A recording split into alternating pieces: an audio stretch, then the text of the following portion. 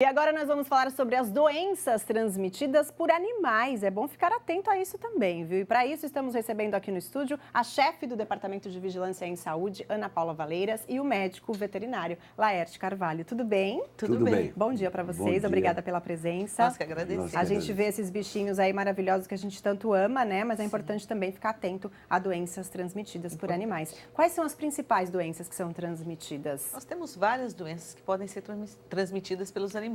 O transmitido que a gente diz é quando passa do animal para a gente, né? É importante enfatizar isso. Ou quando ele também pode ser um reservatório de alguma doença. Pode ser isso também? Sim, pode ser. Como é que seria?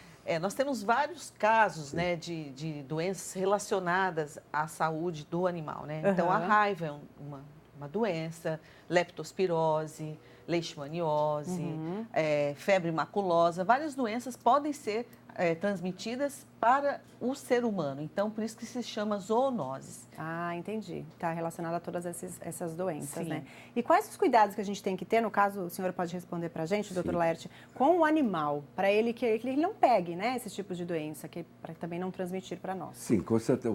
Os cuidados são você cuidar da saúde do animal, ver quais as vacinas que eles precisam tomar e você e levar ele constantemente ao veterinário, porque o animal sadio não transmite doença. Sim. Só animais doentes é que vão ocasionar risco ao ser humano. Sim, e a raiva, até que o senhor citou, está aí. A gente ainda está em campanha, Sim, né? Estendeu até o dia 30 de setembro, né? 30 de setembro, nós estamos em todo o município de Santos. Inclusive, nesse próximo final de semana, nós estamos com 5 postos volantes no Jardim Rádio Clube, Santa Maria, no Marapé. Então, nós estamos também na Praça dos Cães, em frente ao Sesc, que é uma praça que a gente tem bastante cães que nos procuram. Frequentam bastante. Então, assim, é importante que a população leve seus cães para vacinar, que a carteira de vacinação esteja em dia, porque uma vez que a gente faça a prevenção, a gente não vai ter a doença no nosso município. Então, é bastante importante. Nós não temos nenhum caso de raiva no município, nem de cães e nem raiva humana. Então, é bastante importante que essa vacinação seja feita para que a gente faça a prevenção dos animais e, consequentemente, dos humanos aqui do nosso município. Sim, e que exista um controle também, né? Sim. E no caso, os morcegos também transmitem raiva? Os morcegos, eles podem ter raiva positiva, que a gente fala, né? Porém, ele transmite para os animais, tanto para o cão quanto para o gato. Para a gente, não? Não. O único que transmite para o ser humano a gente fala que aqui, né, na nossa região, é o cães e gatos. Ah, entendi. Eu pergunto do morcego, porque acontece casos, até teve uma funcionária nossa aqui da redação que aconteceu isso com ela, entrou um morcego na sala dela, isso acontece, né? Sim, acontece. ela Nos ligou apartamentos. pra Pois é. E aí o morcego ficou ali, a pessoa não sabe como lidar, né? O que você tem que fazer nesse momento? Sim, é mais importante. Entrou um morcego dentro do seu domicílio, você não mexe nele, não fica batendo com uma vassoura, com nada, né? Deixa ele quietinho no canto, porque se ele entrou dentro da casa é porque alguma coisa com ele não está bem, porque ele não gosta muito de ficar em domicílio, né? Pois é. Então, a situação dele não está muito boa. Então, deixa ele no cantinho, quieto, e liga para nossas zoonoses, 3257-8044, que nós vamos até o local, os nossos técnicos vão até o local, vão fazer a captura desse morcego. E o que é importante, esse morcego... no caso, rapidinho, a Ana Paula está falando das zoonoses de Santos, né? Santos, mas isso você tem em qualquer cidade, tanto na região de Campinas também, se precisar, num caso como esse, então, tem que fazer, ligar para as zoonoses. Ligar para as zoonoses do seu município, nós vamos os técnicos vão pegar esse animal e ele é encaminhado para o Instituto Adolfo Lutz, em São Paulo. E lá é feito toda a parte de sorologia. O Pasteur. O Pasteur, desculpa. O Pasteur, para ver se ele está ou não com a raiva nesse animalzinho. Tá. Outra doença também que é muito comentada, que os bichinhos transmitem pra gente, no caso os gatos, é a toxoplasmose. E falam muito no caso de mulheres grávidas, né? Ter o contato com o gatinho. Existem muitos mitos até em relação a isso. Muitos, exatamente. Tem médicos que defendem, tem médicos que falam que não tem problema nenhum. Isso. Como que seria isso, doutor? A toxoplasmose, transmitida pelo gato, só é transmitida através das fezes do gato. Tá. Não existe outra maneira a não ser contato com as fezes.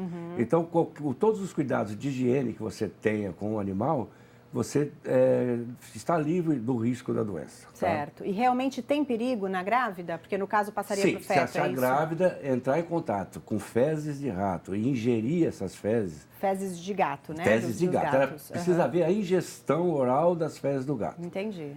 E se ela for infectada, o agente etiológico pode atingir a placenta e causar problemas neurológicos no bebê. Olha só. Mas é muito raro. É muito raro, porque o quando contato é difícil. O diagnóstico é feito rapidamente, existe até tratamento, né, com antibióticos, né, para que isso não aconteça. Sim. Geralmente, nos primeiros 3 meses da gestação é que é o lado mais crítico. Aí. Entendi. E quais os sintomas dessas doenças? São parecidos? Tanto a leptospirose quanto a toxoplasmose no humano? Normalmente, as doenças bacterianas, a única diferença seria o tempo de incubação. Isso. Mas a partir do momento que os sintomas aparecem, são muito semelhantes. É febre, indisposição, né? Náuseas. Pode, dependendo do órgão que ela atinge, pode ter diarreia, tosse, se for pulmão, se for intestino, é diarreia. Mas os sintomas básicos, febre e indisposição. Entendi. Por isso que o importante é o diagnóstico precoce. Ou seja, procurar ajuda logo que percebe algum sintoma, porque através desse diagnóstico, né, que você vai conseguir direcionar qual é o tratamento correto para cada doença. Tá. E não porque, às vezes, o que a pessoa faz? Se automedica, toma um remédio em casa, é uma febre, vai passar, e às vezes não. Então, é importante procurar o serviço médico para resolver esse problema o quanto antes. O diagnóstico precoce é importantíssimo para todas essas doenças. Tá, a gente recebeu uma perguntinha agora pelo WhatsApp, Lari, pelo Facebook. A Aparecida Soares está perguntando se sinomose é contagiosa. Não.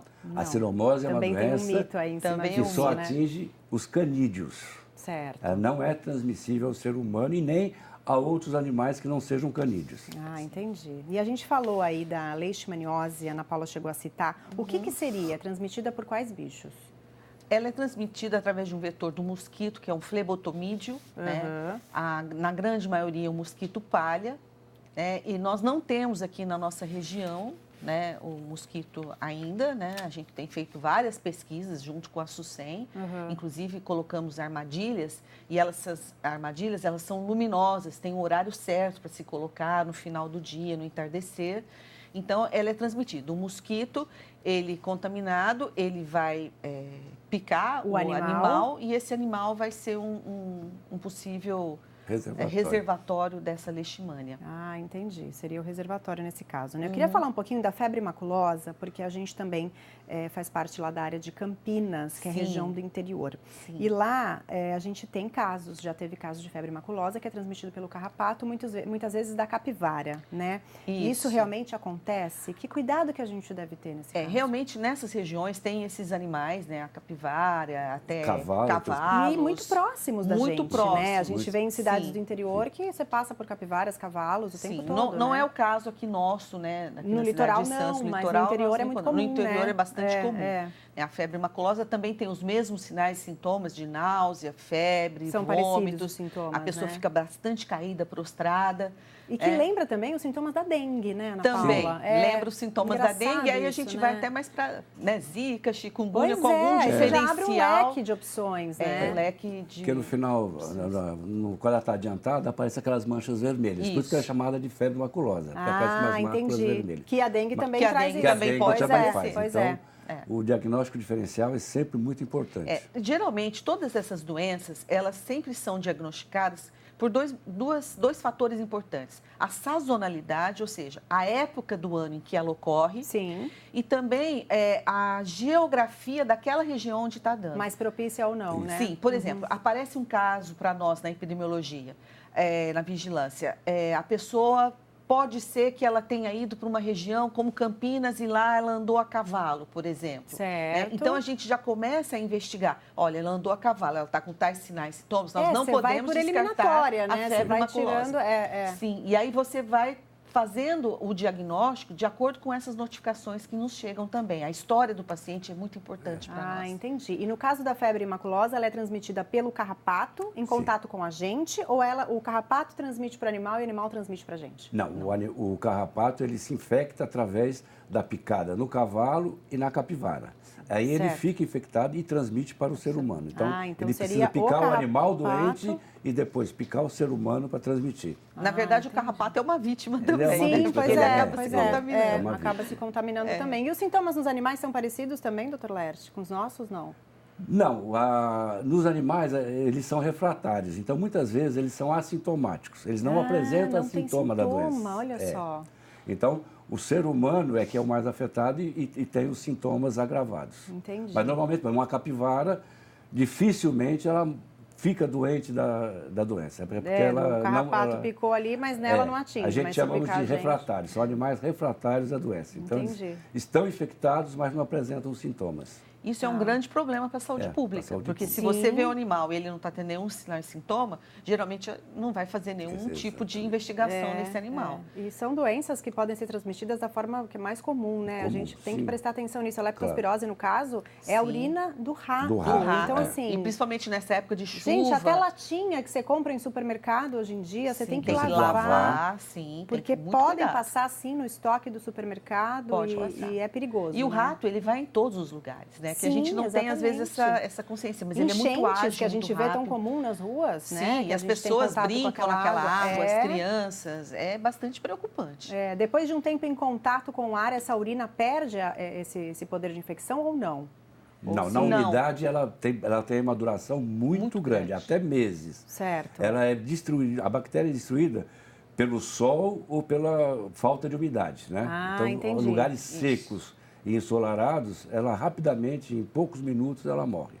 O pessoal tem que prestar atenção mesmo, né? Principalmente em latinhas, emSim, e quando tem as enchentes, né? Aí fica bastante úmido durante muito tempo ainda, Pois né? Exatamente. Aí fica muito tempo ali. E o tratamento dessas doenças? A gente falou dos sintomas, como é que seria o tratamento para os seres humanos? Todos os tratamentos, eles são... disponibilizados pelo SUS, né? A grande maioria deles, né, é tratado com antibiótico-terapia, né, antibióticos. Certo. E controle dos sintomas, os sinais e sintomas que aparecem. Certo. E se alguém tiver contato com algum bicho, como um morcego ou algum cachorro morder e você ficar com suspeita de raiva, a pessoa tem que procurar tomar a vacina depois desse contato ou já não adianta mais? Em relação à vacina, não. A vacina para o humano, ela tem critérios específicos, porque todas as vacinas, elas têm sempre reações adversas ou efeitos colaterais. Então, a gente tem que ser muito criterioso em relação a isso. Então, se a pessoa tiver mordedura de um cão ou de um gato, ela deve, se for um local que não foi muito dilacerado, ela faz a lavagem daquele local e ela tem que procurar o serviço médico ou não, caso ela não tenha tido precise de uma sutura, alguma coisa mais séria daquele ferimento. Certo, né? Se for algo mais leve, né? Mais leve. Então, a gente tem que fazer o quê? Observar o animal, se esse animal for observável, se for um animal doméstico, ali perto de casa, que todas as pessoas conhecem. Então, a gente observa esse animal durante 10 dias. Se esse animal não apresentar nenhum sinal, como ficar raivoso, ficar enfurecido, também bastante saliva, então esse animal fica observando 10 dias, não teve nada, a gente não precisa fazer nada com o ser humano. Certo. Se esse animal não for conhecido, ou apresentar algum desses sintomas, aí ele tem que ir para uma unidade básica de saúde, onde ele vai ser orientado e vai ver o critério para tomar a vacinação. Então, a gente não dá a vacina logo de imediato. Primeiro esperamos 10 dias observando esse animal e depois a conduta é feita. A prevenção realmente é mais importante, né, gente? Tanto para o ser humano quanto para o animal, né? Em tudo, né? Na verdade, a gente tem que prevenir, porque saúde é prevenção, né? E não doença. Né? E as pessoas devem levar os animais ao veterinário de quanto em quanto tempo, doutor Laerte? A cada 6 meses. Independentemente de ter algum sintoma, alguma doença, vacina? Além de fazer as vacinações periódicas corretamente, inclusive a da raiva, que nós estamos em campanha. Estamos em campanha, até o dia 30 de setembro, ela foi estendida, inclusive, né? Justamente para pegar Ele deve levar todos. a cada 6 meses. A cada 6 meses fazer é uma importante avaliação levar. clínica, isso. Tá certo, para a gente poder conviver com esses bichinhos que a gente tanto ama, né? Sim. E muitas vezes convivem em casa, dormem com a gente, passam aí Sim, horas, estão conosco né? o tempo todo, já são da Exatamente. família, não é Pois verdade? é, filhos, né? E a gente Bom, tem que tomar cuidado. Tá bom, queria agradecer muito a presença de vocês, Nós viu? agradecemos. Conversei Nós é que com a agradecemos. chefe do Departamento de Vigilância em Saúde, Ana Paula Valeiras, e o médico veterinário, Laerte Carvalho. Muito obrigada pela presença, Muito obrigada. viu? Obrigado a você pela Uma boa tarde pelo para convite. vocês.